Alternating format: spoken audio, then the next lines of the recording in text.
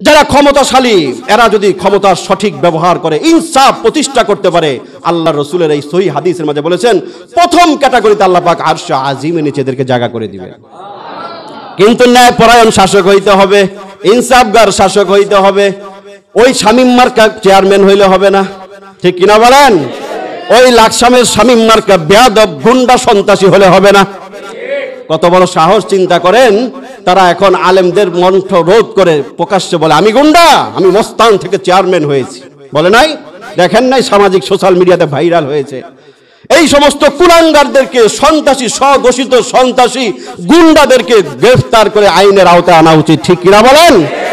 ফৌজদারি অপরাধ, যে প্রকাশ্যে বলে আমি গুন্ডা, আমি মস্তান, তোদেরকে দেখে নিব, মায়ের পেটের বাচ্চা সহ মেরে ফেলবো। হ্যাঁ, রে কত বড় কুখ্যাত সন্ত্রাসী প্রকাশ্যে সে ঘোষণা দিচ্ছে আমি মায়ের পেটের বাচ্চা সহ মেরে ফেলবো, আমি মরুভূমি করে ফেলবো, আমি হ্যান করে ফেলবো, ত্যান করে ফেলবো। প্রকাশ্যে যে গুন্ডা এইভাবে ঘোষণা দেয়, সে কিভাবে এখনো অ্যারেস্ট হয় না, এটা আমাদের বুঝে আসে না, ঠিক কিনা বলেন? আমরা এদেরকে বাহিরে দেখতে চাই না। প্রধানমন্ত্রী সন্ত্রাসের বিরুদ্ধে জিরো টলারেন্স বলেছেন। এই সমস্ত সন্ত্রাসীদেরকে আপনি দেখেন না? আর আপনার দলের বদনাম করে, ইসলামের বদনাম করে, বঙ্গবন্ধুর বদনাম করে, ঠিক কিনা বলেন? ঢাকায় একজন বর্ষিয়ান আলেমের উপরে সন্ত্রাসী হামলা হয়েছে, লালবাগের একজন মুহাদ্দিসের উপরে দিনে দিবালোকে প্রকাশ্যে পিছন থেকে ছুরিকাঘাত করা হয়েছে, আমরা গ্রেফতার দেখি নাই। সন্ত্রাসীর ছবি, চেহারা সোশ্যাল মিডিয়াতে ভেসে বেড়াচ্ছে, পুলিশে খুঁজে পাচ্ছে না। কেন? ডাল মে কুছ কালা হয়। প্রকাশ্যে যেখানে সন্ত্রাসীর ছবি স্পষ্ট, সেখানে 24 ঘন্টা, 48 ঘন্টা, 72 ঘন্টা পার হওয়ার পরেও সন্ত্রাসী কেন গ্রেফতার হয় না, আমরা জানতে চাই, ঠিক কিনা বলেন? এগুলো একই সূত্রে কথা। রবীন্দ্রনাথ বাল্য বিবাহ করছে, নাবালেগ একটা মেয়ের বিবাহ করছে। আমাদের বাংলাদেশের স্থপতি বঙ্গবন্ধু বিয়ে করছে কয় বছরে? জানেন না ইতিহাস? কয় বছরে বিয়ে করছে? অসমাপ্ত আত্মজীবনী পড়ে দেখেন। বঙ্গবন্ধুর জন্ম কত সনে? কিছুই জানে না। আওয়ামী লীগ জানলে পিটাইবে আপনাকে, কিছুই জানে না। জন্ম শতবার্ষিকী পালন হইতেছে 2021-এ, তাহলে বোঝা গেছে তার জন্ম কত? 20-এ, ঠিক না? 1920 সনে বঙ্গবন্ধুর জন্ম, 17ই মার্চ বঙ্গবন্ধুর জন্ম দিবস না? জানেন না, কাক করে থাকেন কে? একটু বললেন। উনার জন্ম 20 সনে। ওই অসমাপ্ত আত্মজীবনী পড়ে দেখেন। এত আওয়ামী লীগ আর আপনারা অনেকে বঙ্গবন্ধুর নামে লাফালাফি করেন, জীবনী পড়েন নাকি? ওটার মধ্যে আছে, পড়েন, ওই বই আমার কাছে আছে, ওটার মধ্যে তার জীবনী লেখা আছে। তার জন্ম 1920 সনে। বিবাহ করেছেন যেই মহিলাকে, তার নাম কি? ফজিলাতুন্নেসা। ফজিলাতুন্নেসা ওনার স্ত্রীর নাম কি? ফজিলাতুন্নেসা। উনার জন্ম 1930 সনে, 8ই আগস্ট উনার স্ত্রীর জন্ম। বিবাহ করেছেন তিনি 38 কিংবা 39। আমাদের বঙ্গবন্ধু বিবাহ করেছেন 1938 কিংবা 39 বছরে, সনে। 38 কিংবা 39 সনে যদি বঙ্গবন্ধু বিবাহ করে, তখন বঙ্গবন্ধুর বয়স কত বলেন? কথা কন না, হিসাব জানেন না? 18 কিংবা 19। তাহলে যিনি বঙ্গমাতা আমাদের ফজিলাতুন্নেসা, ওনার বয়স কত ছিল? 8 বা 9? হ্যাঁ, কথা বলেন না কেন? এটা আমি বানায়া বলতেছি না, ইতিহাস গুগলে সার্চ দিয়ে দেখেন, এখনই পাবেন। তোমরা যে আইন করলা বাল্য বিবাহ বন্ধের জন্য 18 বছর, তাহলে তো বঙ্গবন্ধুর বিবাহ অবৈধ হয়ে যায়, ঠিক না? তাহলে তোমরা বঙ্গবন্ধুর শত্রু, ঠিক কিনা বলেন? তোমরা আইন করলে তো তোমরা বঙ্গবন্ধু বিবাহ নিষিদ্ধ হয়ে যায়। বঙ্গবন্ধু তো সাচ্চা মুসলমান ছিলেন। আজকে যারা নাস্তিকরা তাকে তাদের কাতারে নিতে চায়, তারা দেশ জাতির শত্রু, ঠিক কিনা বলেন? তিনি খাঁটি মুসলমান ছিলেন, ইসলামের পক্ষে তিনি সবসময় কথা বলতেন। আজকে যারা হাইব্রিড আওয়ামী লীগ আর অনেকে বঙ্গবন্ধুর নাম বিক্রি করে যারা খায়, তারা আসল বঙ্গবন্ধুকে চিনে নাই। তিনি ইসলামের খাদেম ছিলেন, সেবক ছিলেন। ইসলামিক ফাউন্ডেশন তিনি প্রতিষ্ঠা করে গেছেন। কাকরাইল মসজিদের জায়গা তিনি সম্প্রসারণ করে দিয়েছেন। টঙ্গীর বিশ্ব ইজতেমার জায়গা তিনি বরাদ্দ দিয়েছেন। এরকম বহু ইসলামের কাজ তিনি করে গেছেন। টিভি রেডিওতে কোরআন তেলাওয়াতের ব্যবস্থা করেছেন বঙ্গবন্ধু। সঠিক বাস্তব ইতিহাস এটা। তিনি যখন স্বদেশ প্রত্যাবর্তন করলেন কত সনে? 10ই জানুয়ারি 1972। 11ই জানুয়ারি সকালবেলা ঘুম থেকে উঠে তিনি দেখলেন বাংলাদেশ বেতারের মাঝে গান বাজনা চলতেছে। এটা ইতিহাস। গান বাজনা চলতেছে, তখন তিনি তার স্ত্রীকে ডাক দিলেন, কি ব্যাপার, রেডিওর মাঝে সব গান বাজনা হচ্ছে কেন, কোরআন তেলাওয়াত হয় না? তিনি বললেন, তার স্ত্রী বললে, আমি তো জানি না, পাকিস্তান আমলে তো সকালবেলা কোরআন তেলাওয়াত হতো, পাকিস্তান ভেঙ্গে যখন বাংলাদেশ হলো স্বাধীন, এরপর থেকে বাংলাদেশে আর সকালবেলা কোরআন তেলাওয়াত হয় না, এটা নাকি পাকিস্তান পন্থী হয়ে যায়, এই জন্য পাকিস্তানের ভেঙ্গে যাওয়ার পরে বাংলাদেশ সৃষ্টি হওয়ার পরে রেডিও টিভিতে আর কোরআন তেলাওয়াত হয় না। তখন বঙ্গবন্ধু সাথে সাথে হুঙ্কার দিলেন, বঙ্গভবনের ইমাম সাহেবকে ডাকলেন, উনি এখনো জীবিত, আব্দুল্লাহ বিন সাইদ জালালাবাদী, সিলেটের মানুষ, এখনো তিনি জীবিত, তিনি তখন বঙ্গভবনের ইমাম ছিলেন। তিনি তার বইয়ের মাঝে ইতিহাস লিখেছেন, হুজুর রেডিওতে কোরআন তেলাওয়াত হয় না কেন? তিনি বলছেন, স্যার আমি কি বলবো, আমি তো জানি না, আমি তো এখানে ইমামতি করি, ওটা এই স্বাধীনতার পর থেকেই দেখি এটা বন্ধ হয়ে গেছে। তিনি সাথে সাথে নির্দেশ দিলেন তার পিএসকে, আমার হুজুরকে ডাকো। তার হুজুর বলতে কারি ওবায়দুল্লাহ, মারা গেছেন, লালবাগ শাহী মসজিদে দীর্ঘদিন খতিব ছিল। রেডিওতে আজান শুনতেন না, সুন্দর একটা আজান, কারি ওবায়দুল্লাহ সাহেবের আজান। রেডিওতে সুন্দর তেলাওয়াত যে শুনতেন আগে, কারি ওবায়দুল্লাহ সাহেব। উনাকে ডাকাইলেন, বললেন কোরআন তেলাওয়াত বন্ধ কেন? উনি বলছেন, স্যার আমি তো জানি না। এক্ষুনি তুমি যাও। পিএস বলল, স্যার আগামীকাল থেকে কোরআন তেলাওয়াত হবে ইনশাআল্লাহ। বঙ্গবন্ধু বললেন, না, এই মুহূর্তে আমার হুজুরকে গাড়ি দিয়ে নিয়ে যাও, বেতার ভবনে নিয়ে গান বাজনা বন্ধ করে কোরআন তেলাওয়াত চালু করো, তারপর অন্য অনুষ্ঠান চলবে। এটা ভ্যালেন্টাইন একটা ব্যক্তির নাম, পাদ্রির নাম, এক খবিসের নাম। ওটা যদি তর্জমা করতে হয় তাহলে হবে পাদ্রি দিবস, খবিস দিবস, ঠিক না? কথা বল না কে? ওটা তর্জমা করলে তো এটাই আসবে, কারণ ভ্যালেন্টাইন একজন পাদ্রির নাম, এটা ইতিহাস। একজন খ্রিস্টান পাদ্রি ছিল, গির্জার ভিতরে থাকতো এবং এই সমস্ত নারী পুরুষের অবাধ মিলামিশা করত। দুইটা ইতিহাস পাওয়া যায় ভ্যালেন্টাইনের। সে বাহিরে ওইভাবে যারা অবৈধ বিবাহ বহির্ভূত প্রেম ভালোবাসা করত, যে সমস্ত যুবক যুবতীরা, এদেরকে সে আশ্রয় দিত। তার গির্জার ভিতরে এই সমস্ত অবৈধ প্রেম ভালোবাসার ডলাডলির সুযোগ করে দিত এই ভ্যালেন্টাইন মিয়া, যার কারণে ওই সমস্ত যুবক যুবতীদের পিতামাতারা ক্ষিপ্ত হইয়া একদিন এই পাদ্রি মিয়ারে পিটে মেরে ফেলেছে। এরপরে যা তার অনুসারী ছিল, যারা অবৈধ প্রেম প্রীতি করত, যুবক যুবতীরা, তার ওই মৃত্যু দিবসটাকে তারা ভালোবাসা দিবস বানায় দিছে। এই এক ইতিহাস। আরেকটা ইতিহাস পাওয়া যায় যে এই ভ্যালেন্টাইন মিয়া এই ধরনের আকাম বাহিরে করত, গির্জার ভিতরে তাকে নারীদেরকে ধর্ষণ করত।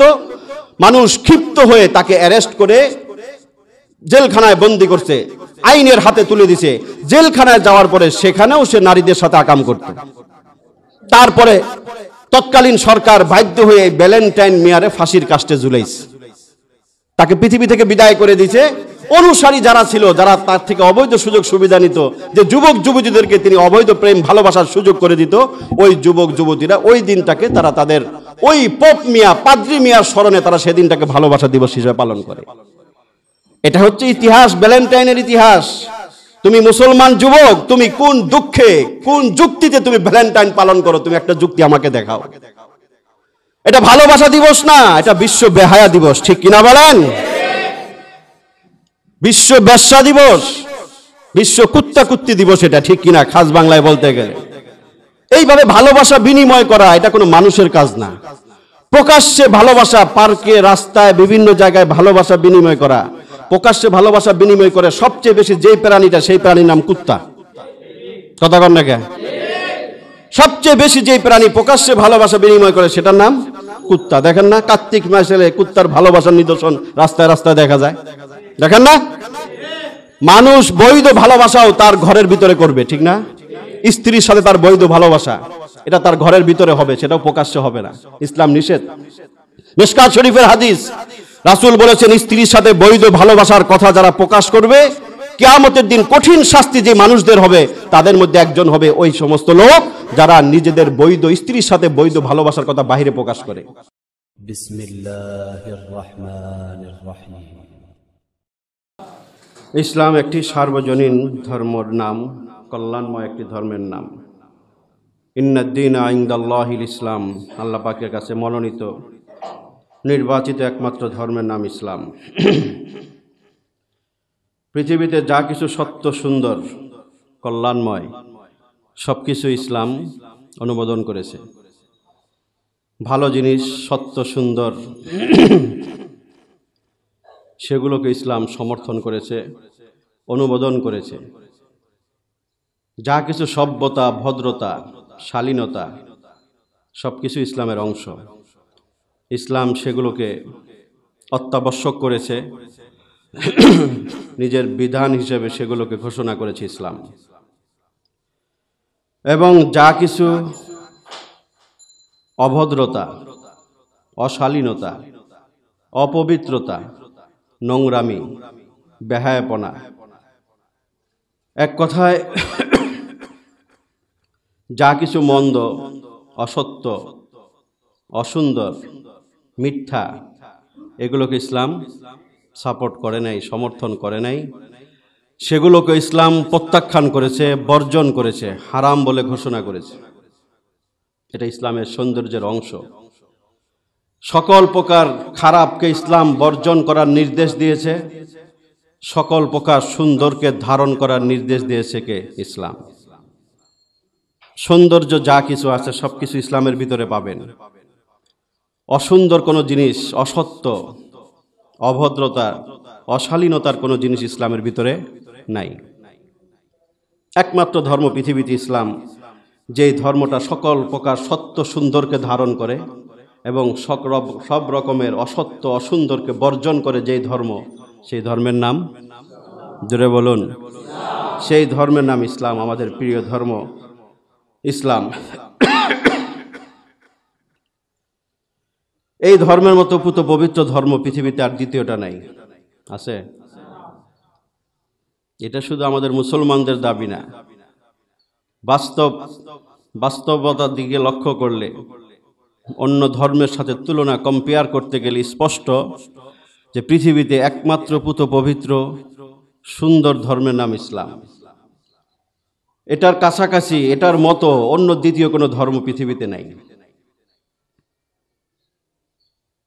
পবিত্রতার যে কথা ইসলাম বলেছে, পৃথিবীর অন্য কোনো ধর্মে এতটুকু পবিত্রতার কথা কোনো ধর্মে বলে নাই।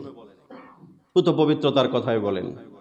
বাহ্যিক সৌন্দর্য, বাহ্যিক পবিত্রতা, সৌন্দর্যতা এবং আভ্যন্তরীণ পবিত্রতা, সৌন্দর্যের কথা ইসলাম যতটা গুরুত্ব দিয়ে বিধিবিধান প্রণয়ন করেছে, অন্য কোনো ধর্ম এটা করে নাই। কোন ধর্মের মাঝে আপনি এটা পাবেন না। পবিত্রতার বিষয়ে ইসলাম যতটা গুরুত্ব দিছে, পৃথিবীর আর একটা ধর্ম আপনি খুঁজে পাবেন না যে পবিত্রতার বিষয়ে এতটা গুরুত্ব দেওয়া হয়েছে। এখন করোনাকালীন সময়ে বিজ্ঞান বলতেছে বেশি বেশি করে হাত দাও, বলে না? হাত দাও, মুখ দাও, বেশি বেশি করে হাত দাও, মুখ দাও, তাহলে জীবাণু থেকে বাঁচা যাবে, করোনা থেকে বাঁচা যাবে। প্রতিরোধের অন্যতম একটা উপায় কি? হাত দেওয়া, না না? আর ইসলাম এই হাত দেওয়ার কথা কবে বলছে? ১৫০০ বছর আগে, শুরুতে। ১৫০০ বছর বললে ভুল হবে। ইসলাম পৃথিবীতে যখন আগমন করেছে তখন থেকে ইসলামের ভিতরে বিধানটা ছিল। কারণ সব ধর্মে নামাজের বিধান ছিল, রোজার বিধান সব ধর্মে ছিল, আদম থেকে নিয়ে এই পর্যন্ত। নামাজ যেহেতু সব ধর্মেই ছিল, মানে সব যুগেই একেবারে শুরু লগ্ন থেকেই নামাজের বিধান ছিল, তাহলে বোঝা যায় সেখানে অজুর বিধানও ছিল। এই অজু গোসলের বিধান পৃথিবীতে অন্য কোনো ধর্মের মাঝে আপনি পাবেন না। এটা কতটা বিজ্ঞান সম্মত ১বিংশ শতাব্দীতে এসে সেটা আবার প্রমাণিত হইল, প্রমাণিত হয়েছে না? এখন বিজ্ঞান বলতেছে হাত দাও, বেশি বেশি করে হাত দাও। বিজ্ঞান ১বিংশ শতাব্দীতে যেই কথা বলতেছে, ইসলাম ১৫০০ বছর আগে সেই কথা শুনাই দিছে। তারা শুধু বলছে হাত দাও, মুখ দাও। ইসলাম বলেছে শুধু হাত মুখ ধোয়া নয়, দৈনিক কমপক্ষে ৫ বার ৪টা অঙ্গকে ধোয়া ইসলাম ফরজ করে দিছে। ঠিক না? অজুতে কয় অঙ্গ ধোয়া ফরজ? হ্যাঁ, ৪টা না? না, অজুর ফরজ জানেন না নাকি? কয়টা অজুর ফরজ? কয়টা? ৪টা না?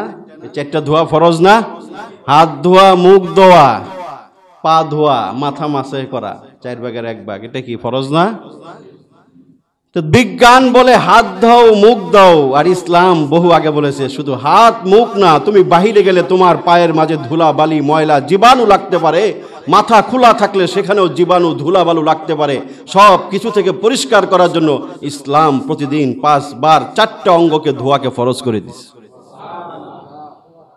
যে কাকে পবিত্র বলবেন, কোন ধর্মকে আপনি পবিত্র বলবেন? একটা ধর্ম দেখান তো যে ধর্মে ওযুর বিধান আছে, দৈনিক 5 বার হাত পা ধুইতে হয়, এরকম কোন বিধান একটা ধর্মে দেখান। ফরজ গোসলের বিধান অন্য একটা ধর্মের মাঝে আপনি দেখান যে ওই ধর্মের মাঝে ফরজ গোসলের বিধান আছে। একমাত্র ধর্ম ইসলাম, এটার ভিতরে পবিত্রতাটাকে এতটা গুরুত্ব দেওয়া হয়েছে যে প্রতিদিন কম্পালসারি না, এটা কম্পালসারি না, বাধ্যতামূলক না, 5 বার নামাজ পড়তে হয় না। যারা পড়ে না এরা কয় না আমরা তো পড়ি না, আমরা তো দুই না। পড়ো না তুমি, তুমি দাও না, এটা তোমার ব্যাপার। তুমি কোন ছাতার মুসলমান তুমি জানো। যে মুসলমান সত্যিকার মুসলমান তার জন্য 5 বার তওযু করতেই হয়। এর বেশিও তো করে, করতেছে না? এর বেশিও তো করে। যারা আল্লাহওয়ালা, যারা নফল নামাজ পড়তেছে, কোরআন তেলাওয়াত করতেছে, তালিবুল ইলম যারা, তারা তো প্রতিদিন আরো কতবার যে ওযু করতেছে, গোসল করতেছে, এদের কোনো হিসাব নাই। আছে? একটা হেফজখানার ছেলে হেফজ করার সময় যতবার ওযু করে, একজন সাধারণ পাবলিক জীবনে ততবার নামাজও করতে পারে না, ঠিক না? দিনে তারা ওযু চলে গেলে ওযু করতেছে, 24 ঘন্টায় তাদের কোরআন ধরতে হয়, কোরআন পড়তে হয়, এদের ওযুর ভিতরেই থাকতে হয়, শুধু ঘুমের টাইমটা ছাড়া। ইসলাম তো এমন একটা পবিত্র ধর্মের নাম, যেই ধর্মের ভিতরে পবিত্রতাটাকে, পরিচ্ছন্নতাটাকে এতটাই গুরুত্ব দেওয়া হয়েছে যেটা পৃথিবীর অন্য কোনো ধর্মের মাঝে দেওয়া হয়নি। এবং সব রকম বেহায়াপনা, অশ্লীলতাকে ইসলাম বর্জন করেছে, নিষিদ্ধ ঘোষণা করেছে। পৃথিবীর অন্য কোনো ধর্মে এটা পাবেন না।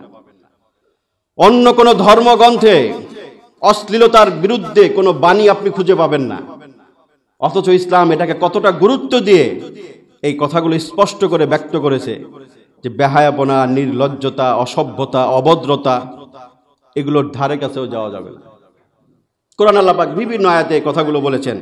কুল ইন্নামা হাররামা রাব্বিয়াল ফাওয়াহিশা মা যাহারা মিনহা ওয়া মা বাতান। সূরাতুল আরাফ 33 নম্বর আয়াত আল্লাহ বলছেন, কুল ইন্নামা হাররামা রাব্বিয়াল ফাওয়াহিশা মা যাহারা মিনহা ওয়া মা বাতান। হে নবী আপনি বলে দেন, ইন্নামা হাররামা রাব্বি, আমার রব হারাম করেছেন, নিষেধ করেছেন, ফাওয়াহিশা মা যাহারা মিনহা ওয়া মা বাতান। ফাওয়াহিশ, ফাওয়াহিশ শব্দের অর্থ অশ্লীলতা, নির্লজ্জতা, বেহায়াপনা, গর্হিত কাজ। 3টা অর্থে কোরআনে ফাওয়াহিশ শব্দটা ব্যবহার হয়েছে। 1 নম্বর অর্থ জেনা, ব্যভিচার। জেনা ব্যভিচারের অর্থে কোরআনে বহু জায়গায় ফাওয়াহিশ শব্দটা ব্যবহার হয়েছে।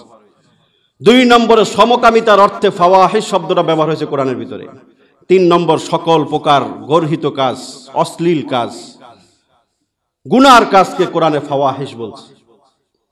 এই আয়াতের মাঝে স্পষ্ট করে আল্লাহ পাক বলেছেন, হে নবী আপনি শোনায় দেন আপনার উম্মতদেরকে, মুসলমানদেরকে বলে দেন যে আমার রব সব ধরনের জেনা, ব্যভিচার, সমকামিতা, অশ্লীলতা, বেহায়াপনা, বেশ্যাপনা, বেলাল্লাপনা যা কিছু আছে, অভদ্রতা, অসভ্যতা, সব কিছুকেই হারাম ঘোষণা করেছেন। সব রকম অশ্লীলতাকে ইসলাম হারাম ঘোষণা করেছে। অপর আয়াতে আল্লাহ বলেছেন, ফালা তাকরাবুল ফাওয়াহিশা মা যাহারা মিনহা ওয়া মা বাতান। অশ্লীলতা, নির্লজ্জতার ধারে কাছেও যায় না। জেনা ব্যভিচার তো দূরের কথা, সেগুলোর ধারে কাছেও যায় না। যেই সমস্ত কাজ তোমাকে জিনা, ব্যভিচার, ওই সমস্ত যৌনতার দিকে নিয়ে যায়, সেই কাজগুলোর ধারে কাছেও তুমি যেও না। অন্য আয়াত আল্লাহ পাক বলেছেন, ওয়ালা তাকরাবুজ জিনা ইন্নাহু কানা ফাহিশা ওয়া সাআ সাবিলা। জিনার কাছে যাও না। লা তাকরাবুজ জিনা, ধর্ষণ, জিনা, ব্যভিচার এগুলোর ধারে কাছেও যেও না। ইন্নাহু কানা ফাহিশা, এটা নির্লজ্জ, বেহায়াপনা, অশ্লীল একটি কাজ। ওয়া সাআ সাবিলা, এবং এটা মন্দ একটা রাস্তা। এগুলো বেহায়াপনা, অশ্লীলতার বিরুদ্ধে ইসলামের দলিল। ইসলাম স্পষ্ট করে এই বেহায়াপনা, নির্লজ্জতার বিরুদ্ধে সোচ্চার ভূমিকা পালন করছে ইসলাম, যেটা অন্য কোনো ধর্মের মাঝে নাই। এই জন্য ইসলামে বেহায়াপনা, নির্লজ্জতার কোনো স্থান ইসলামে নাই। অন্য ধর্মে দেখবেন বহু নোংরামি আছে, তাদের বিভিন্ন ধর্মীয় উৎসবের নামে অনেক রকম নোংরামি আছে, বেলেল্লাপনা আছে, বেহায়াপনা আছে। যে ইসলামের কোন বিধি বিধানের ভিতরে আপনি একটা নির্লজ্জতা বেহায়াপনার একটা নিদর্শন আপনি খুঁজে দেখাইতে পারবেন না। অন্য ধর্মের ভিতরে আছে, হোলি খেলার নামে আছে, অমুক খেলার নামে আছে, বিভিন্ন রকম অশ্লীলতায় ভরপুর বিভিন্ন ধর্মের ভিতরে, কিন্তু ইসলামের ভিতরে এটা নাই। বৈরাগ্যতা ইসলাম সমর্থন করে না। বৈরাগ্যতা বুঝেন? কেউ বুঝে না বৈরাগ্যতা? সংসার ত্যাগী হওয়া, সবাই মাথা নাড়ায়। মূর্খ শ্রোতা নিয়ে কথা বলা তো মুশকিল। বৈরাগ্যতা মানে সন্ন্যাসী হওয়া, সংসার ত্যাগী হওয়া, পরিবার পরিজন না রাখা। সন্ন্যাসী ঠাকুর দেখেন না? এটা ইসলামে অনুমোদন করে নাই। ইসলাম বৈরাগ্যতার ধর্ম না। সংসার ছাইরা বন জঙ্গলে যায় আল্লাহ আল্লাহ করা, এটা ইসলাম সমর্থন করে না। কোন পয়গম্বররা বৈরাগী ছিলেন না। লক্ষাধিক পয়গম্বর পৃথিবীতে আসছে না? 1.25 লাখ বা 2.25 লাখ যেটাই বলেন, লক্ষাধিক পয়গম্বর। একজন পয়গম্বরকে আপনি খুঁজে পাবেন না যে উনি বৈরাগী ছিলেন, সংসার ত্যাগী ছিলেন, স্ত্রী ছিল না, সংসার বাচ্চা কাচ্চা ছিল না, এমন কোন নবী রাসূল খুঁজে পাবেন না। 2-1 জনের কথা বলা কিতাবে পাওয়া যায়। ইয়াহইয়া আলাইহিস সালাম একজনের নামই পাওয়া যায়। উনি বিশেষ কারণে উনি নারী সঙ্গ বর্জন করেছিলেন। সাইয়্যিদান ওয়া হাসুরা কোরআনে আসছে। এই একজন পয়গম্বর 2 লক্ষ 2.5 লক্ষ পয়গম্বরের মাঝে। এছাড়া একজন অন্য কোন নবীর খুঁজে পাবেন না আপনি যিনি বৈরাগী ছিলেন, সংসার ত্যাগী ছিলেন, এরকম কোন নবী রাসূল খুঁজে পাবেন না। কারণ এটা ইসলাম অনুমোদন করে না। বরঞ্চ ইসলাম বিবাহের প্রতি মানুষকে উদ্বুদ্ধ করছে। কারণ নিজের চরিত্র হেফাজত করা, ওই অশ্লীল গর্হিত কাজ থেকে বিরত থাকার জন্য কি প্রসেস, কি পন্থা অবলম্বন করতে হবে এটা আল্লাহ ভালো জানেন। সেই জন্য মানুষের জৈবিক চাহিদা পূরণের জন্য ইসলাম বিবাহের ব্যবস্থাকে বৈধ রেখেছে। বিবাহের পথটাকে ইসলাম সহজ করেছে। নবী রাসূলদেরকে প্রত্যেককে আল্লাহ পাক বিবাহের নির্দেশ দিয়েছেন, দাম্পত্য জীবন তারা যাপন করেছেন, উম্মতকে শিখাইছেন যে তোমার চরিত্র হেফাজতের জন্য বিবাহ একটা গুরুত্বপূর্ণ বিষয়। আমাদের রাসূল বলেছেন আন-নিকাহু মিন সুনানিল মুরসালিন, বিবাহ হচ্ছে সকল পয়গম্বরদের সুন্নাত, সকল পয়গম্বরদের সুন্নাত। আন-নিকাহু মিন সুন্নতি ফামান রাগিবা আন সুন্নতি ফালাইসা মিন্নি। আরেক সহিহ হাদিস আল্লাহ রাসূল বলেছেন আন-নিকাহু মিন সুন্নতি, নিকাহ বিবাহ আমার সুন্নাত। কে বলেছেন?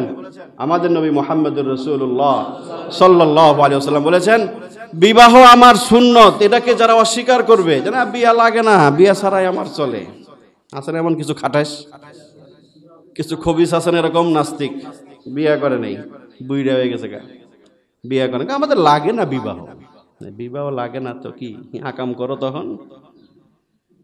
রাসূল বলতেছেন বিবাহ লাগে। তোমাকে আল্লাহ পাক বানাইছে, তোমার কি প্রয়োজন, কি চাহিদা এটা আল্লাহ ভালো জানে না? তুমি অস্বীকার করলে কি হবে নাকি? রাসূল উদ্বুদ্ধ করেছেন যুবকদেরকে। রাসূল বলেছেন ইয়া মা'শারাশ শাবাব মান ইসতাতা'a মিনকুমুল বাতা ফালইউযাওবিজ। হে যুব সমাজ, তোমার যদি সামর্থ্য থাকে, স্ত্রীকে পালার মতো সামর্থ্য যদি তোমার থাকে, ফালইউযাওবিজ, তুমি বিবাহ করো। কার কথা? রাসূলের কথা। সহিহ হাদিসে রাসূল যুব সমাজকে উদ্দেশ্য করে বলেছেন ইয়া মা'শারাশ শাবাব, হে যুব সমাজ, তোমার যদি সামর্থ্য থাকে, তোমার স্ত্রীর হক আদায় করার মতো সামর্থ্য থাকলে তুমি বিবাহ করে ফেলো। ফালইউযাওবিজ। এরপরে রাসূল বলেছেন বিবাহ করলে কি ফায়দা? ফাইন্নাহু আহসানু আগাজ্জু লিল বাসর ওয়া আহসানু লিল ফারাজ। কারণ বিবাহ হচ্ছে তোমার দৃষ্টিকে সংযত রাখতে সহায়তা করবে এবং তোমার লজ্জা স্থানের হেফাজতের সহায়ক ভূমিকা পালন করবে। কথা ঠিক না? বিবাহ করলে 2টা জিনিসকে নিয়ন্ত্রণ করা সহজ হয়। চোখ নিয়ন্ত্রণ করা যায়, লজ্জা স্থান নিয়ন্ত্রণ করা যায়, নিজের জৈবিক চাহিদা পূরণ করা যায়, তখন তার ভিতরে উন্মাদনা কমে যায়। এই জন্য রাসূল বিবাহ করার জন্য উদ্বুদ্ধ করেছেন যুব সমাজকে। বিশেষ করে তিনি বলেছেন তোমার সামর্থ্য হলে তুমি করে ফেলো, ইস্টাবলিশ হবে, অমুক হবে তমুক হবে, এরপরে আমি বিবাহ করব, এটা ইসলাম বলে নাই। তোমার শারীরিক সক্ষমতা যদি থাকে এবং তোমার স্ত্রীর ভরণ পোষণ দেওয়ার মতো অতটুকু আর্থিক সঙ্গতি যদি তোমার থাকে, তুমি বিবাহ করো।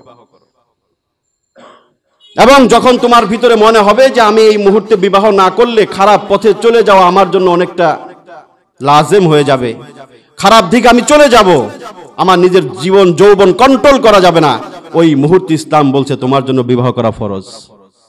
যেই যুবকের সব সঙ্গতি আছে, সামর্থ্য আছে, শারীরিক সক্ষমতা, দুইটা জিনিস শর্ত, শারীরিক সক্ষমতা এবং আর্থিক সঙ্গতি, এটা থাকার পরে যেই যুবক নিজের যৌবন কন্ট্রোলের ব্যাপারে শঙ্কিত হয় যে বিবাহ না করলে আমি খারাপ পথে চলে যেতে পারি, ওই মুহূর্তে ইসলাম বলে ওই যুবকের জন্য বিবাহ করা ফরজ। এখন আমরা বিবাহের পথটাকে কঠিন করতেছি, জেনার পথটাকে সহজ করে দিচ্ছি, ঠিক না? বিভিন্ন আইন বানায়া বয়সের সীমারেখা নির্ধারণ করে আমরা বিবাহের পথটাকে কঠিন করে দিচ্ছি, অথচ জেনার পথটাকে সহজ করে দিচ্ছি, ঠিক না? চতুর্দিকে জেনার আয়োজন, জেনার পথে চলার জন্য চতুর্দিকে হাতছানি, বিভিন্ন ষড়যন্ত্র, নীল নকশা চতুর্দিকে। যুব সমাজ নিজেকে হেফাজত করা অত্যন্ত কঠিন, অথচ ইসলাম বলছে তুমি বিবাহটাকে সহজ করো, বিবাহকে সহজ করে বিবাহের পথ অবলম্বন করো, তাহলে সমাজ, রাষ্ট্র, পরিবার থেকে বেহায়াপনা, অশ্লীলতা, নির্লজ্জতা দূরীভূত হবে, ঠিক কিনা বলুন? এখন আমরা কঠিন করে লাভ হচ্ছে কি? বিবাহটাকে যে আমরা কঠিন করি, এটার দ্বারা কি হচ্ছে? সমাজে জেনা ব্যভিচার বৃদ্ধি পাচ্ছে না? হ্যাঁ, কথা বলেন। ঘুমায়েন না, ঘুমাইলে উজু চলে যাবো, আবার উজু করণ লাগবো। ঘুমায়েন না, ঘুম আসতেছে নাকি আপনাদের? নির্জীব হয়ে গেছেন কে? আমি আর দূর থেকে প্রোগ্রাম করে আসছি, আমার শরীর ক্লান্ত, আপনাদের তো ক্লান্ত হওয়ার কথা না। জিনার পথ চতুর্দিকে অবারিত হচ্ছে, তখন বিবাহের পথটাকে আমরা সংকুচিত করতেছি, সময় বেঁধে দেওয়া হয়েছে যে এর আগে বিবাহ করা যাবে না। বাল্য বিবাহের নামে একটা সময় আমরা নির্ধারণ করে দিচ্ছি না? হ্যাঁ, 18 বছর, মেয়েদের কত? 18 বছর, ছেলেদের 22 বছর না 23 বছর, তো সময় আছে, 22, 23, 25। ইসলাম এইভাবে সময় নির্ধারণ করাটাকে সমর্থন করে না। হ্যাঁ, একজন মানুষের শরীরে কখন কি চাহিদা হবে এটা কি তুমি সময় নির্ধারণ করে তুমি মাপতে পারবা? এটা কে কখন যুবক হবে, কখন তার যৌবনে ঠেলা দিব, এটা তুমি বুঝবা কেমনে? তুমি যে টাইম বাইন্ধা দিলে 18 বছর, এই 18 বছরের মধ্যে যে 5 বাচ্চার মা হয়ে গেছে, এখন তুমি এটা ঠেকাইবা কেমনে? বাল্য বিবাহ তুমি বন্ধ করলা আইন করে, বাল্য প্রেম বন্ধ করবা কেমনে? বাল্য ধর্ষণ বন্ধ করবা কেমনে? বাল্য আকাম বন্ধ করবা কেমনে? তুমি যদি 18 বছর আইন করে বিবাহ পথ যদি তুমি রুদ্ধ করো, তাহলে তোমাকে বাল্য প্রেম, বাল্য ধর্ষণের পথ রুদ্ধ করার দায়িত্ব তোমাকে নিতে হবে, ঠিক কিনা বলেন? রাসূল সাল্লাল্লাহু আলাইহি ওয়াসাল্লাম একজন স্ত্রী ছিল আয়েশা, অত্যন্ত ছোট বয়সে তিনি বিবাহ করেছেন। নাস্তিকরা বহু সমালোচনা করে, রাসূল নারী লোভী ছিলেন, নাউজুবিল্লাহ। এতজন নারী কেন বিবাহ করলেন? ছোট্ট একটা মেয়েকে তিনি বাল্য বিবাহ করে তিনি অপরাধ করেছেন, নাউজুবিল্লাহ। রাসূল ছোট বয়সে বিবাহ করছে, শুধু তোমার এটাই, তোমাকে রবীন্দ্রনাথ ঠাকুরে যে বিয়ে করছে ছোট বয়সে, এটা কও না কে? ইতিহাস সত্য কথা। রবীন্দ্রনাথ বাল্য বিবাহ করছে, নাবালেগ একটা মেয়ের বিবাহ করছে।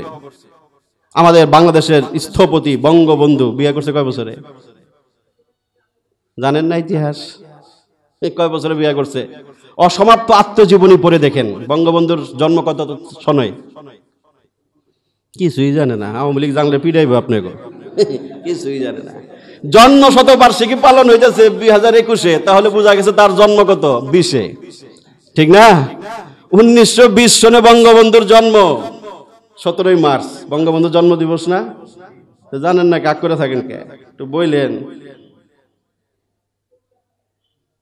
তো উনার জন্ম 20 সনে, ওই অসমাপ্ত আত্মজীবনী পড়ে দেখেন। এত আওয়ামী লীগের আপনারা অনেকে বঙ্গবন্ধুর নামে লাফালাফি করেন, জীবনী পড়েন নাকি? ওটার মধ্যে আছে, পড়েন, ওই বই আমার কাছে আছে, ওটার মধ্যে তার জীবনী লেখা আছে। তার জন্ম 1920 সনে, বিবাহ করেছেন যেই মহিলাকে, তার নাম কি? ফজিলাতুন্নেসা। ফজিলাতুন্নেসা ওনার স্ত্রীর নাম কি? ফজিলাতুন্নেসা। উনার জন্ম 1930 সনে, 8ই আগস্ট উনার স্ত্রীর জন্ম। বিবাহ করেছেন তিনি 38 কিংবা 39, আমাদের বঙ্গবন্ধু বিবাহ করেছেন 1938 কিংবা 39 বছরে সনে। 38 কিংবা 39 সনে যদি বঙ্গবন্ধু বিবাহ করে, তখন বঙ্গবন্ধুর বয়স কত বলেন? কথা কন না, হিসাব জানেন না? 18 কিংবা 19। তাহলে যিনি বঙ্গমাতা আমাদের ফজিলাতুন্নেসা, ওনার বয়স কত ছিল? 8 বা 9? হ্যাঁ, কথা বলেন না কেন? এটা আমি বানায় বলতেছি না, ইতিহাস গুগলে সার্চ দিয়ে দেখেন, এখনই পাবেন। তোমরা যে আইন করলা বাল্য বিবাহ বন্ধের জন্য 18 বছর, তাহলে তো বঙ্গবন্ধুর বিবাহ অবৈধ হয়ে যায়, ঠিক না? তাহলে তোমরা বঙ্গবন্ধুর শত্রু, ঠিক কিনা বলেন? তোমরা এই আইন করলে তো তোমরা বঙ্গবন্ধু বিবাহ নিষিদ্ধ হয়ে যায়। বঙ্গবন্ধু একজন সাচ্চা মুসলমান ছিলেন। আজকে যারা নাস্তিকরা তাকে তাদের কাতারে নিতে চায়, তারা দেশ জাতির শত্রু, ঠিক কিনা বলেন? তিনি খাঁটি মুসলমান ছিলেন, ইসলামের পক্ষে তিনি সবসময় কথা বলতেন। আজকে যারা হাইব্রিড আওয়ামী লীগের অনেকে বঙ্গবন্ধুর নাম বিক্রি করে যারা খায়, তারা আসল বঙ্গবন্ধুকে চিনে নাই। তিনি ইসলামের খাদেম ছিলেন, সেবক ছিলেন। ইসলামিক ফাউন্ডেশন তিনি প্রতিষ্ঠা করে গেছেন। কাকরাইল মসজিদের জায়গা তিনি সম্প্রসারণ করে দিয়েছেন। টঙ্গীর বিশ্ব ইজতেমার জায়গা তিনি বরাদ্দ দিয়েছেন। এরকম বহু ইসলামের কাজ তিনি করে গেছেন। টিভি রেডিওতে কোরআন তেলাওয়াতের ব্যবস্থা করেছেন বঙ্গবন্ধু। সঠিক বাস্তব ইতিহাস এটা। তিনি যখন স্বদেশ প্রত্যাবর্তন করলেন কত সনে? 10 জানুয়ারি 1972। 11 জানুয়ারি সকালবেলা ঘুম থেকে উঠে তিনি দেখলেন বাংলাদেশ বেতারের মাঝে গান বাজনা চলতেছে। এটা ইতিহাস। গান বাজনা চলতেছে, তখন তিনি তার স্ত্রীকে ডাক দিলেন, কি ব্যাপার, রেডিওর মাঝে সব গান বাজনা হচ্ছে কেন? কোরআন তেলাওয়াত হয় না? তিনি বললেন, তার স্ত্রী বললে, আমি তো জানি না, পাকিস্তান আমলে তো সকালবেলা কোরআন তেলাওয়াত হতো। পাকিস্তান ভেঙে যখন বাংলাদেশ হলো স্বাধীন, এরপর থেকে বাংলাদেশে আর সকালবেলা কোরআন তেলাওয়াত হয় না, এটা নাকি পাকিস্তান পন্থী হয়ে যায়। এই জন্য পাকিস্তানের ভেঙে যাওয়ার পরে, বাংলাদেশ সৃষ্টি হওয়ার পরে রেডিও টিভিতে আর কোরআন তেলাওয়াত হয় না। তখন বঙ্গবন্ধু সাথে সাথে হুঙ্কার দিলেন, বঙ্গভবনের ইমাম সাহেবকে ডাকলেন। উনি এখনো জীবিত, আব্দুল্লাহ বিন সাইদ জালালাবাদী, সিলেটের মানুষ, এখনো তিনি জীবিত। তিনি তখন বঙ্গভবনের ইমাম ছিলেন। তিনি তার বইয়ের মাঝে ইতিহাস লিখেছেন, হুজুর রেডিওতে কোরআন তেলাওয়াত হয় না কেন? তিনি বলছেন, স্যার আমি কি বলবো, আমি তো জানি না, আমি তো এখানে ইমামতি করি, ওটা এই স্বাধীনতার পর থেকেই দেখি এটা বন্ধ হয়ে গেছে। তিনি সাথে সাথে নির্দেশ দিলেন তার পিএসকে, আমার হুজুরকে ডাকো। তার হুজুর বলতে কারি ওবায়দুল্লাহ, মারা গেছেন, লালবাগ শাহী মসজিদে দীর্ঘদিন খতিব ছিল। রেডিওতে আজান শুনতেন না, সুন্দর একটা আজান, কারি ওবায়দুল্লাহ সাহেবের আজান। রেডিওতে সুন্দর তেলাওয়াত যে শুনতেন আগে, কারি ওবায়দুল্লাহ সাহেব। উনাকে ডাকাইলেন, বললেন কোরআন তেলাওয়াত বন্ধ কেন? উনি বলছেন, স্যার আমি তো জানি না। এক্ষুনি তুমি যাও। পিএস বলল, স্যার আগামীকাল থেকে কোরআন তেলাওয়াত হবে ইনশাআল্লাহ। বঙ্গবন্ধু বললেন, না, এই মুহূর্তে আমার হুজুরকে গাড়ি দিয়ে নিয়ে যাও, বেতার ভবনে নিয়ে গান বাজনা বন্ধ করে কোরআন তেলাওয়াত চালু করো, তারপর অন্য অনুষ্ঠান চলবে। এটার নাম বঙ্গবন্ধু। আজকে কার নামে কি বিক্রি করা হচ্ছে? যে কথা বলতেছিলাম বন্ধুরা আমার, বাল্য বিবাহের পথ, বাল্য বিবাহ ইসলাম সমর্থন করে না, কিন্তু ইসলাম এটাও সমর্থন করে না কোনো আইন করে নির্দিষ্ট বয়সের সীমারেখা নির্ধারণ করে কোনো আইন করে বিবাহের পথটাকে রুদ্ধ কঠিন করে দেওয়া, এটাও ইসলাম সমর্থন করে না। কারণ এগুলো যদি বন্ধ হয়ে যায়, তখন জিনার পথটা খুলে যায়। তার জীবনের যৌবিক চাহিদা পূরণের জন্য যখন একজন মানুষ বৈধ পথ পাবে না, তখন সে স্বাভাবিকভাবে অবৈধ পথ বেছে নেওয়ার চেষ্টা করবে। এই জন্য জিনার পথ বন্ধ করার জন্য ইসলাম বলেছে, যখন প্রয়োজন হবে তখন তার বিবাহের পথটা যেন উন্মুক্ত থাকে, সেই ব্যবস্থা করার কথা ইসলাম বলেছে। বৈরাগ্যতা ইসলাম ধর্মে নাই, এটা অন্য ধর্মে আছে, খ্রিস্টানদের মধ্যে আছে, হিন্দুদের মধ্যে আছে। দেখবেন বৈরাগী সন্ন্যাসী ঠাকুর আছে না? এই কথা কন্যা আছে না? হিন্দুকে ধর্মে দেখবেন বহু ঠাকুর আছে, সন্ন্যাসী আছে, জীবন একবার গোসল করে না, পাঠার মতো গন্ধ বের শরীর থেকে, আছে না? বিশ্বাস না দেখেন, ভারতে একটা মেলা হয়, কুম্ভ মেলা। কি মেলা? কুম্ভ মেলা। কয়েক বছর পর পর হয়, ইন্টারনেটেও পাবেন সার্চ দিলে। ওই মেলাতে দেখবেন কত ধরনের বৈরাগী খবিস ওই মেলার মধ্যে আগমন করে। গোফ কাটে না, এমন বড় হয়েছে, গোফ দিয়ে পাগড়ি পেঁচাইছে। গোফ দিয়া পাগড়ি মানে মোজ দিয়া পাগড়ি, নখ একটাও বানায় বলতেছি না, আপনার প্রমাণ ইন্টারনেটে সার্চ দিয়ে পাবেন। নখ কাটে না, এক খবিজ দেখলাম নখ কাটে না, এত বড় নখ হয়েছে, নখ দিয়ে পেঁচায় মাফলার বানাইছে। কি বানাইছে? গলার মধ্যে পেঁচায় রাখছে। কত রকম নোংরা মানুষের আবির্ভাব হয় ওটার মধ্যে। হাঁটা বাবা, মাটি বাবা, গোফ বাবা, এরকম বহু রকম বাবার আবির্ভাব হয় ওই মেলার মধ্যে। এটা দেখলে বোঝা যায় যে ওই ধর্মটা কতটা নোংরা, কতটা নিকৃষ্ট। ওইটা দেখলে কিছুটা বোঝা যায় যে এদের ধর্মের ভিতরে এটাই নাকি ধর্মের অনুষঙ্গ। চুল কাটে না, গোফ কাটে না, উপরে যার এই অবস্থা, শোডাউনে যার এই অবস্থা, তাহলে গোডাউনে কি অবস্থা? এটা সমর্থন করে না। এই বৈরাগ্যতা, ওরা বিবাহ করে না, ওরা বিয়া করে না। কেউ মাটি খায়, কেউ মাটি বাবা, কেউ পাথর খায় পাথর বাবা, কেউ লোহা খায় লোহা বাবা। এরকম বন্ডামি বহু আছে এদের ভিতরে। এগুলো দেখার জন্য লক্ষ লক্ষ মানুষ আসে ওই মেলার ভিতরে। এক একজন বাবার এক এক খানকা নিয়ে বসে। কেউ দেখলাম দাঁড়ায় রয়েছে, আমাদের বাবা 5 বছর ধরে তিনি দাঁড়িয়ে আছে। উনি দাঁড়ানো বাবা, সবসময় দাঁড়াই থাকে, বসে না। কাটমাট দিয়ে রাখছে, ল্যাংটা উলঙ্গ, কাঠের মধ্যে দাঁড়ায় রয়েছে, ওখানে ঘুমায় না বলে। এই ধরনের নোংরামি ওই সমস্ত ধর্মে আছে, ইসলাম ধর্মে পাবে। তারা বিবাহ করে না। কি করে? যৌবিক চাহিদা মিটায় কিভাবে? আকাম করে, সোজা কথা, আকাম করে। ওদের আশ্রম গুলো যে আছে, মন্দির গির্জা যেগুলো আছে, সেখানে তারা এই সমস্ত, ওখানে মানুষ যারা যায় তাদেরকে ভক্তি শ্রদ্ধা জানায়, যে তাদের সাথে তারা আকাম করে, সোজা কথা, জেনা করে, ব্যভিচার করে। খ্রিস্টান ধর্মে এরকম আছে, দেখবেন ওদের পোপ পাদ্রি, খ্রিস্টানদের কি বলে? পোপ পাদ্রি বলে না? পোপ আছে, যারা পাদ্রি আছে, এরাও বিবাহ করে না। এরা ওই গির্জার ভিতরে এরকম বসবাস করে, সেখানে তারা থাকে, নারী সঙ্গ বর্জন করে, বৈরাগী সন্ন্যাসী সাজে, বিবাহ করে না। অথচ ওই সমস্ত গির্জার ভিতরে সমস্ত পাদ্রীরা আকাম করতেছে, ঠিক না? বাংলাদেশে দেখেন নাই? ওই রাজশাহীতে একজন পাদ্রী সাহেব আকাম করলো, পত্রিকা আসলো না? পালাক্রমে তিনি নিয়মিত ধর্ষণ করতেই আছে। কারণ তারা বিবাহটাকে ছেড়ে, বৈধ পথটাকে ছেড়ে অবৈধ পথ বেছে নিস। ভ্যালেন্টাইন, উনি কি একটা পাদ্রী না? তাই যুবকরা কথা বলো না কেন? পাদ্রী না? তোমরা যে ভ্যালেন্টাইন ডে পালন করো, ভ্যালেন্টাইন মানে কে? এটা পাদ্রী না? এটা খবিস খ্রিস্টান পাদ্রী, বিয়া করতো না কিন্তু আকাম করতো। ইতিহাস দেখো, ইন্টারনেটে সার্চ দিয়া, যে তোমরা ভ্যালেন্টাইন ডে নামে ভালোবাসা দিবস পালন করো। ভ্যালেন্টাইন ডে তর্জমা কি? এই ভালোবাসা দিবসের ইংলিশ কি? লাভ ডে নাকি? লাভ মানে ভালোবাসা না, ডে মানে দিবস। আমি যতটুকু ইংলিশ জানি আমি তো এটাই বুঝি, লাভ ডে মানে ভালোবাসা দিবস। তোমরা বাংলায় বলতেছো ভালোবাসা দিবস, ইংলিশে জিজ্ঞেস করলে ভ্যালেন্টাইন ডে। যে ভ্যালেন্টাইন ডে তর্জমা, অনুবাদ ভালোবাসা দিবস কোন ডিকশনারিতে আছে? দেখাও তো আমারে, পারবা দেখাইতে কেউ? ভ্যালেন্টাইন একটা ব্যক্তির নাম, পাদ্রীর নাম, এক খবিসের নাম। ওটা যদি তর্জমা করতে হয় তাহলে হবে পাদ্রী দিবস, খবিস দিবস, ঠিক না? কথা বল না কে? ওটা তর্জমা করলে তো এটাই আসবে, কারণ ভ্যালেন্টাইন একজন পাদ্রীর নাম। এটা ইতিহাস। একজন খ্রিস্টান পাদ্রী ছিল, গির্জার ভিতরে থাকতো এবং এই সমস্ত নারী পুরুষের অবাধ মিলামিশা করত। দুইটা ইতিহাস পাওয়া যায় ভ্যালেন্টাইনের। সে বাহিরে ওইভাবে যারা অবৈধ বিবাহ বহির্ভূত প্রেম ভালোবাসা করত, যে সমস্ত যুবক যুবতীরা, এদেরকে সে আশ্রয় দিত। তার গির্জার ভিতরে এই সমস্ত অবৈধ প্রেম ভালোবাসার ডলাডলির সুযোগ করে দিত এই ভ্যালেন্টাইন মিয়া। যার কারণে ওই সমস্ত যুবক যুবতীদের পিতামাতারা ক্ষিপ্ত হইয়া একদিন এই পাদ্রী মিয়ারে পিটে মেরে ফেলেছে। এরপরে যা তার অনুসারী ছিল, যারা অবৈধ প্রেম প্রীতি করত, যুবক যুবতীরা, তার ওই মৃত্যু দিবসটাকে তারা ভালোবাসা দিবস বানায় দিছে। এই এক ইতিহাস।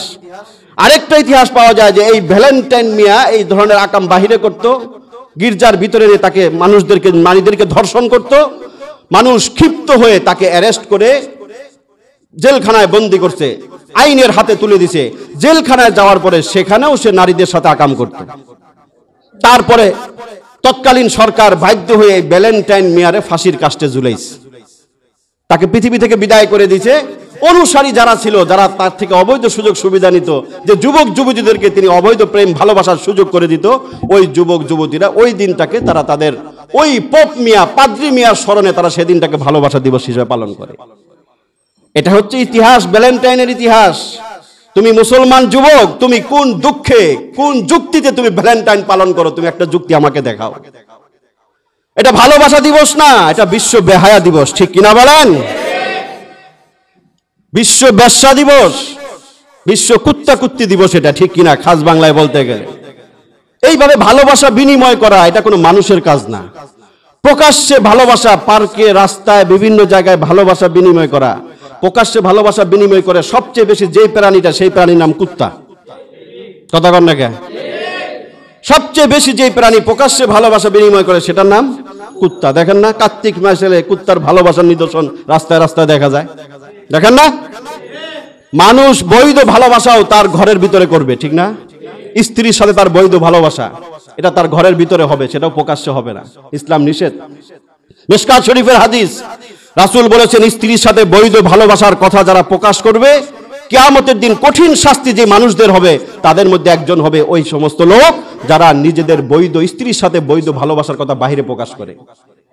বৈধ ভালোবাসার কথাই যেখানে বাহিরে প্রকাশ করার অনুমতি ইসলামে নাই, কারণ তুমি তো বাহিরে প্রকাশ করবা তোমার স্ত্রীর সাথে বৈধ ভালোবাসা, কিন্তু সেটার দ্বারা অনেক যুবক বিপদগামী হতে পারে। তার মনের ভিতরে উস্কানি আসতে পারে না? মনের ভিতরে আসতে পারে যে আমার তো একটা বউ নাই, আমার তো একটু নারী সঙ্গ মনে চায়, অন্য মানুষ মিসগাইড হবে। এই জন্য ইসলাম বলেছে বৈধ ভালোবাসার কথাও বাহিরে প্রকাশ করা নিষেধ। আর অবৈধ ভালোবাসার কথা তো ইসলামে মোটেই নাই, একেবারেই নিষিদ্ধ, হারাম। আর সেই অবৈধ ভালোবাসা আজকে চতুর্দিক থেকে আমাদের যুব সমাজের চরিত্র নষ্ট করার জন্য এই ধরনের নীল নকশা ষড়যন্ত্র হচ্ছে, ঠিক কিনা বলেন? এটা পাশ্চাত্য সমাজের আবিষ্কার, তারা এগুলোকে সৃষ্টি করে আমাদের সমাজে তারা এগুলোকে আমদানি করতেছে, রপ্তানি করে দিচ্ছে, ঠিক না? এখন আমাদের যুব সমাজ, আমাদের দেশে মানুষরা না বুঝে বহু মানুষ এদিন ভালোবাসা দিবস পালন করতেছে, ঠিক না? তোমার ইমান খতরার মাঝে চলে যায়, ইমান চলে যাওয়ার আশঙ্কা সৃষ্টি হয় এই ধরনের অমুসলিমিক কার্যকলাপ, এই ধরনের পাশ্চাত্য সমাজের সাথে যারা গা বাসায় এই সমস্ত কাজগুলো যারা করে। এটা কোনো মুসলমানের সন্তান করতে পারে না। এই দিন ভালোবাসা দিবস কোনো মুসলমান পালন করতে, জোরে বলেন না কেন? কোনো যুবক যুবতীর ভালোবাসা, বিবাহ বহির্ভূত কোনো ভালোবাসা, এটাকে ইসলাম সমর্থন করে না। আজকে আমাদের সমাজের চিত্র আপনারা দেখেন, আজকে আমাদের যুব সমাজ বিপদগামী, এগুলোকে প্রমোট করতেছে, এই সমস্ত বেহায়াপনা বেলেল্লাপনাকে পাশ্চাত্য সমাজ এগুলো আমাদের সে রপ্তানি করতেছে। ক্লোজ আপ ওয়ান, কাছে আসার গল্প শোনায়, শোনায় না? জানেন না আপনারা? একটা প্রতিযোগিতা দিছে, ক্লোজ আপ ওয়ান, কাছে আসার গল্প। ইসলাম বলছে দূরে থাকো, দূরে থাকার গল্প শোনাও। এই সমস্ত ইউনিলিভার কোম্পানি, যারা পাশ্চাত্যের কোম্পানি, এরা আমাদের মুসলিম সমাজগুলোর ভিতরে যুব সমাজের চরিত্র নষ্ট করার জন্য এই ধরনের অবৈধ প্রেমগুলোকে তারা উদ্বুদ্ধ করতেছে। কাছে আসার গল্পের ভিতরে নোংরামির গল্প লেখে, যার গল্প যত নোংরামিতে ভরপুর হয় তাকে তারা কি করে? পুরস্কার দেয়। কেমনে কোন ছেলের সাথে সে মিলামেশা করছে, আকাম কুকাম করছে, কিভাবে প্রেম করছে, কিভাবে ডলাডলি করছে, এগুলো লেখে ওদের কাছে জমা দেয়। ওরা ওটাকে নির্ভর করে একটা নাটক বানায় এবং যারটা বেশি পছন্দ হয় তাকে তারা পুরস্কৃত করে। নাউজুবিল্লাহ। এইভাবে যুব সমাজকে তারা জেনার দিকে ধাবিত করতেছে, যৌনতার দিকে তারা নিয়ে যাচ্ছে, যেগুলো আমাদের খবর নাই। লাক্স সুন্দরী প্রতিযোগিতা, দেখিয়ে দাও তোমার অদেখা সৌন্দর্য, স্লোগান দেখেন নাই ওদের? তোমার অদেখা সুন্দর দেখিয়ে দাও মানে কি? অদেখা সুন্দর মানে কি? আমার গোপনীয়তা, নারীর গোপনীয়তাকে তারা প্রকাশ করার জন্য এইভাবে প্রমোট করতেছে। সুন্দরী প্রতিযোগিতার নামে আমাদের মেয়েদের চরিত্রগুলোকে তারা নষ্ট করতেছে। কে বলবে কথা? এগুলো বলতে গেলে আমরা খারাপ হয়ে যাই যে হুজুররা এত কিছু কেমনে জানে আর এত কিছু কথা কেন বলে, বলে না এরা? আমরা বললে দোষ হয়ে যায়। আমরা সমাজের অসঙ্গতিগুলো তুলে ধরি, এই জন্য যে ওলামায়ে কেরাম উম্মতের দরদি, উম্মতের কান্ডারি, আমরা চাই না আমাদের মুসলিম সমাজ নষ্ট হোক। আল্লাহ রাসূল স্পষ্ট করে হাদিসের মাঝে বলে গেছেন, এই ধরনের বেহায়াপনা, অশ্লীলতা, নির্লজ্জতা যখন ব্যাপকতা লাভ করবে, আল্লাহ পাক তোমাদেরকে ব্যাপক আযাব গজবে ধ্বংস করে দিবেন। আল্লাহ রাসূল বলেন, লাম তাজহারিল ফাহিশাতু ফি কওমিন ক্বাত্তু হাত্তা ইউলিনু বিহা ইল্লা ফাশা ফীহিমুত তাউন ওয়াল আওজাউল্লাতী লাম তাকুন মাদাত ফি আসলাফিহিম আল্লাযীনা মাদাউ। এই হাদিসে আল্লাহ রাসূল বলেন, যখন অশ্লীলতা ব্যাপকভাবে বৃদ্ধি পাবে তখন আমি তোমাদেরকে এমন এমন রোগ দিব গজব হিসাবে।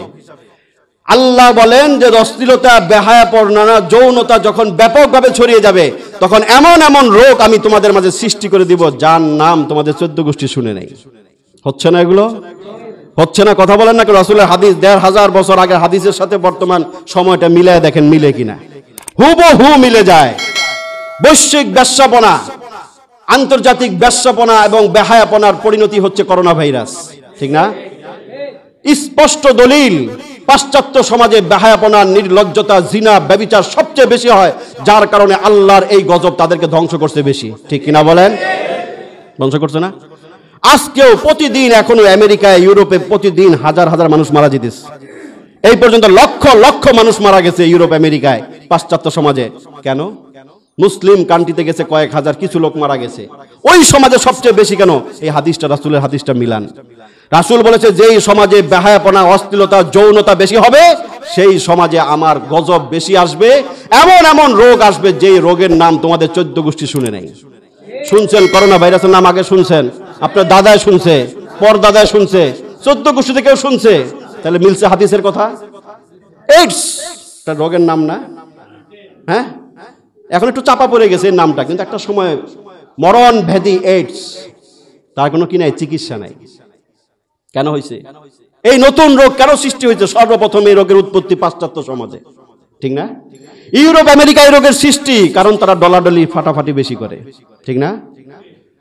ওই সমাজে এই সমস্ত অশ্লীলতা, বেহায়াপনা বেশি হয়, যার কারণে ওই সমাজে নতুন নতুন রোগের আবির্ভাব। করোনার আবির্ভাব কই? সৌদি আরবে। করোনার জন্ম কই? সৌদি আরবে, চীনে। ওই পাশ্চাত্য নোংরা ল্যাংটা সমাজে এগুলোর সৃষ্টি হয়েছে, জন্ম হয়েছে। কারণ রাসূল ১৫০০ বছর আগে ভবিষ্যৎবাণী করে গেছেন, যেই সমাজের মানুষগুলো বেহায়া হবে, অশ্লীলতায় ভরপুর হবে, যৌনতায় উন্মাদ হবে, সেই সমাজে এমন এমন কঠিন রোগ আমি দিব, যেই রোগের কোনো সমাধান তোমরা খুঁজে পাবা না। চিকনগুনিয়া শুনেন নাই? রোগ আমাদের 14 গোষ্ঠী শুনে নাই। চিকনগুনিয়া, ওরে বাবা, মশায় কামড় মেরে লাইতেছে, ঠিক না? শুনেন নাই? এই রোগগুলো কেন হচ্ছে?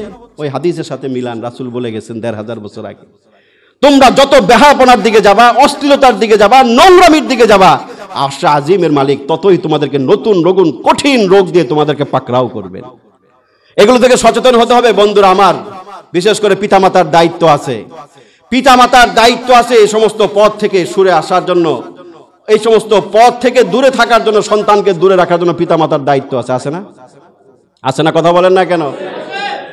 আপনি আপনার দায়িত্ব পালনে ব্যর্থ হবেন, কঠিন করুণ পরিণতি আপনাকেই ভোগ করতে হবে। আপনি সুযোগ করে দিয়েছেন, প্রথমে হাসাহাসি, চোখাচোখি, হ্যাঁ, পরে চিঠি চালাচালি, এখন তো মেসেজ না? মেসেজ চালাচালি হয়েছে, হাসাহাসি, চোখাচোখি সবই হয়েছে, পরে কোলাকুলি, চুমাচুমি, ডলাডলি, আছে না? কথা বলেন না কেন? স্টেপ বাই স্টেপ আগাইতেছে, স্টেপ বাই স্টেপ আগাচ্ছে, আপনি সুযোগ করে দিচ্ছেন। আপনি আধুনিকতার নামে আপনি গার্লফ্রেন্ড বয়ফ্রেন্ড সংস্কৃতিকে আপনি মেনে নিচ্ছেন। আপনার ছেলের মেয়ে বন্ধু আপনার বাসায় আসে, আপনি কিছু বলেন না, না না, এটা আধুনিকতা। পরে আস্তে আস্তে তারা কোলাকুলিতে লেগে যায়, কোলাকুলি, ডলাডলি, ফাটাফাটি, পরিশেষে কান্নাকাটি। আচ্ছা, হুজুর চলে গেছে। কই চলে গেছে? নাতিরা চলে গেছে হুজুর, চট্টগ্রাম চলে গেছে। আরে টিকিট তো দাদা তুমি কেটে দিছো, ঠিক না? যাওয়ার ব্যবস্থা তো তুমি বাবা করে দিছো, চট্টগ্রামের টিকিটটা তো তুমি তার হাতে উঠায় দিছো। আগে সবাই একজন তুমি করে দিছো না? কয়েক বছর আগে এক দাদা এসে আমার কাছে, হুজুর আমার নাতির ঘরে হুজুর জিন আছে। কিসের জিন? গভীর রাতে ওই রুম থেকে আওয়াজ পাওয়া যায়, পিন পিন ফিস ফিস ফিস ফিস আওয়াজ পাওয়া যায়, আর নাতিনের ঘরে জিন আছে। আমি ওষুধ জানি, জিনের ওষুধ আমি জানি। ওখানে জিন নাই, আপনার নাতি ঘুমায় যেই ঘরে, কম্বল খাতাটা উঠায় দেখেন ওই জিন ওই কম্বলের নিচে আছে। পরের দিন এসে হুজুর ঠিকই কইছেন, ওই কম্বল উঠায় দিয়ে আমার নাতি মোবাইলে ফিস ফিস ফিস ফিস করতেছে, জিন ধরা খাইছে কম্বলের নিচে। এই সুযোগ তো পিতা মাতাই করে দিচ্ছে, যদি আপনি এটা খবর না রাখেন। আল্লামা রুমি অত্যন্ত সুন্দর কথা বলেছেন, अंदरूने कार दरिया तख्ता बंदम कर दई, अंदरूने कार दरिया तख्ता बंदम कर दई, बाजमी गुई के दामन तरमकुन हुशियार बास। हाथ पा बांधा तुम्हें नदीर माझे साइरा दिया परे कइलो बाबा तुम्हें किन्तु भिजो ना। हाथ पा बेঁধে তুমি নদীর মাঝে ছেড়ে দিয়ে বলল বাবা তোমার জামা কাপড় যেন ভিজে না। আল্লামা রুমি বলেন যে এই তো হচ্ছে যারা নিজেদের সন্তানদেরকে নিয়ন্ত্রণ করতে পারে না, খোঁজ খবর রাখে না, অবৈধ পথে যেই পথে চলে সেদিকে তারা খোঁজ খবর রাখে না, পরিণতিতে ওই বাবারাই হুজুরের কাছে আসে কান্নাকাটি করে, করতেছে না? মেয়ে চলে যায় পলায়া, আরেকজনের হাত ধরে ছেলে মেয়ে বেরিয়ে গেছে, ছেলে আরেকজনের হাত ধরে আরেকটা মেয়ে ঘরের মাঝে নিয়ে আসছে। কত বাবা যে চোখের পানি আমাদের সামনে ফালায়, তার কোনো হিসাব নাই। আগের থেকে সাবধান হন। 14ই ফেব্রুয়ারি আপনার সন্তান বাইরে যেতে পারে না, ঠিক কিনা বলেন? আপনার ছেলে অবৈধ পার্কে ঘোরাঘুরি করতে পারে না, অবৈধ প্রেম ভালোবাসার সুযোগ আপনি করে দিতে পারেন না। যদি দেন তাহলে আপনাকে সেই পরিণতি ভোগ করতে হবে। যুবক ভাইয়েরা, নিজেকে কন্ট্রোল করো। যদি তুমি নিজেকে কন্ট্রোল করতে পারো, হাদিসের মাঝে রাসূল বলেছেন 7 শ্রেণীর মানুষকে আল্লাহ পাক আরশে আজিমের নিচে ছায়া দিবেন। 2 নম্বরে প্রথমে বলেছেন ইমামুন আদিল ওয়া শাবুন নাশা ফি ইবাদাতিল্লাহ। 1 নম্বরে বলেছেন ইমামুন আদিল, ন্যায়পরায়ণ প্রেসিডেন্ট, প্রধানমন্ত্রী, মন্ত্রী, এমপি, চেয়ারম্যান। এজন্য মাঝে মধ্যে মনে চায় এই কথাটা শুনে যে এদেরকে আল্লাহ পাক প্রথম কাতারে আরশে আজিমের নিচে ছায়া করে দিবেন। সুবহানাল্লাহ। এই জন্য মাঝে মধ্যে মনে চায় একটু নির্বাচনে দাঁড়াই, ওই ক্যাটাগরিতে ঢুকার লিগা। ভোট তো দিবেন না জানি, আর তো ভোট নাই। মানে ওটা শুনে যে আল্লাহ পাক কি সুযোগ করে দিয়েছেন আমাদের প্রধানমন্ত্রী, মন্ত্রী, এমপি, চেয়ারম্যান, মেম্বারদের জন্য। যারা ক্ষমতাশালী, এরা যদি ক্ষমতার সঠিক ব্যবহার করে, ইনসাফ প্রতিষ্ঠা করতে পারে, আল্লাহ রসুলের এই সহিহ হাদিসের মাঝে বলেছেন প্রথম ক্যাটাগরিতে আল্লাহ পাক আরশে আজিমের নিচে এদেরকে জায়গা করে দিবেন। কিন্তু ন্যায়পরায়ণ শাসক হইতে হবে, ইনসাফগার শাসক হইতে হবে। ওই শামীম মার্কা চেয়ারম্যান হইলে হবে না, ঠিক কিনা বলেন? ওই লাকসামের শামীম মার্কা বেয়াদব গুন্ডা সন্ত্রাসী হলে হবে না। কত বড় সাহস চিন্তা করেন। তারা এখন আলেমদের মন্থ রোধ করে প্রকাশ্যে বলে আমি গুন্ডা, আমি মস্তান থেকে চেয়ারম্যান হয়েছি। বলে নাই? দেখেন নাই সামাজিক সোশ্যাল মিডিয়াতে ভাইরাল হয়েছে?